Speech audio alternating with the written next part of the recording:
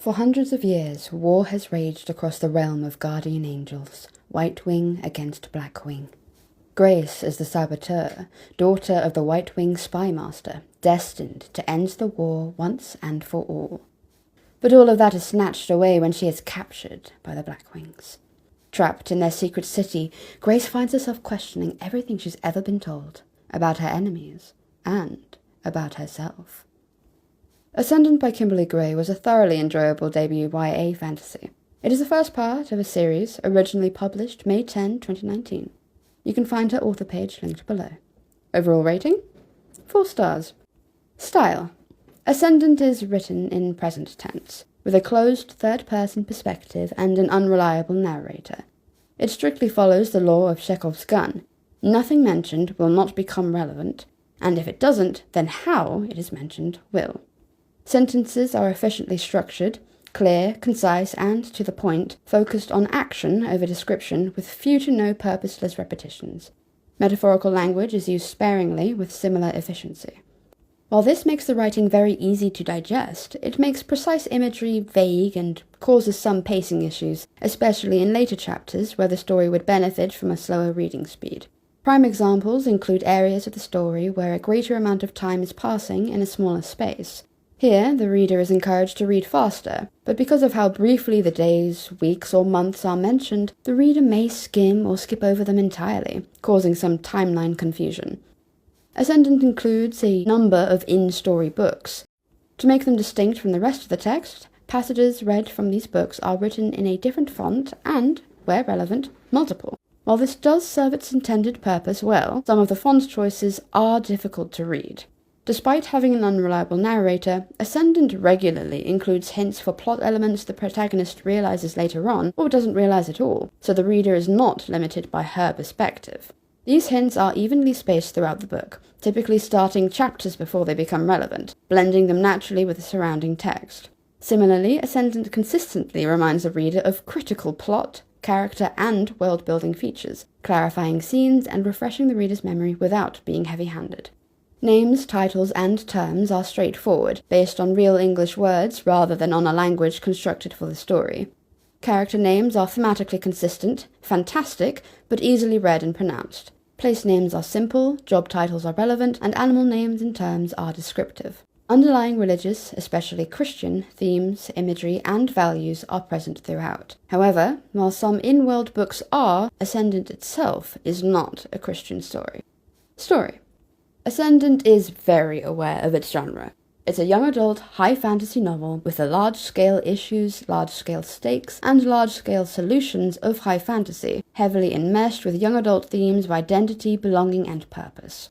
Set in the middle of a war, it explores both deliberate and accidental violence, betrayal, abuse, injury, and a number of secondary consequences thereof, with a surprisingly realistic understanding of the technical aspects, as well as their immediate effects.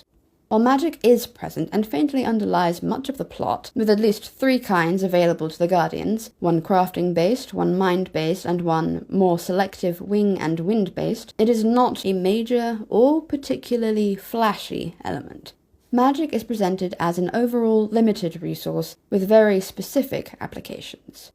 There are no spellcasters, and problems are resolved either through physical combat, which is adapted to suit the Guardian's wings, subterfuge, or communication.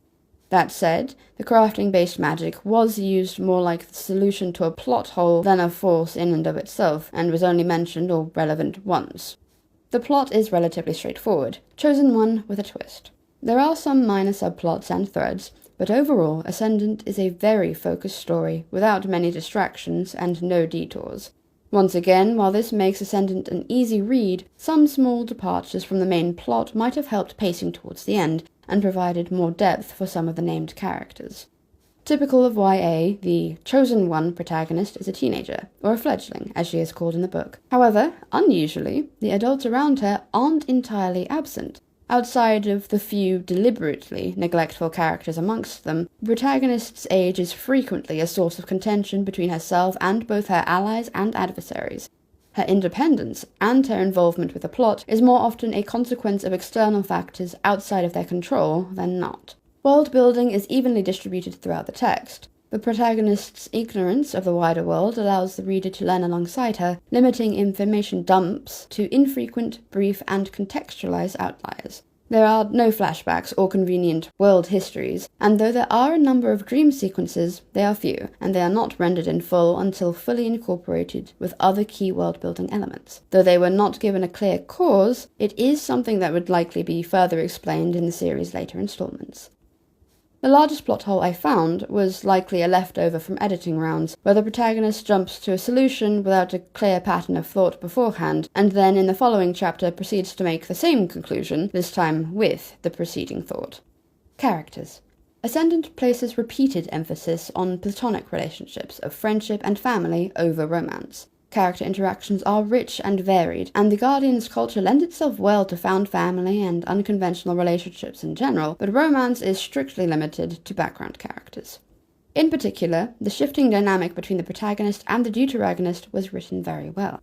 Their actions were consistent with their personalities and the progression of their relationship, and at no point did their relationship feel forced or contrived, or their personalities manipulated to better suit it. However, I did notice repeated and explicit mention of ages, how they saw one another, familial relation, and terms of address, which weren't necessarily disruptive, but were a definite stylistic outlier at times.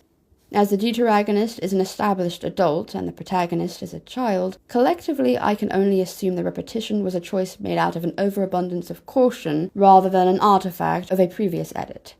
My only complaint was that the pace was too fast to enjoy their relationship properly. Had there been more interactions, the caution may have been less necessary. Ascendant's characters overall were named sparingly, creating a small but memorable cast. Again, more interactions and more time to linger with each character would be my only complaint. However, in the limited time they are given, they are well written and distinct, with clear intentions, if not motives. Grammar and formatting. There were occasional mistakes and inconsistencies, i.e. a forgotten quotation mark, some doubled paragraph spacing, one instance of dialogue tag repetition, think, he says, things he says, and at least one missing word. However, there was nothing overly disruptive or confusing, nor anything that couldn't have been caught in a brief proofread. The author has a clear and precise grasp of written language, and applies it to great effect. If you'd like more reviews like this, please visit my blog linked below.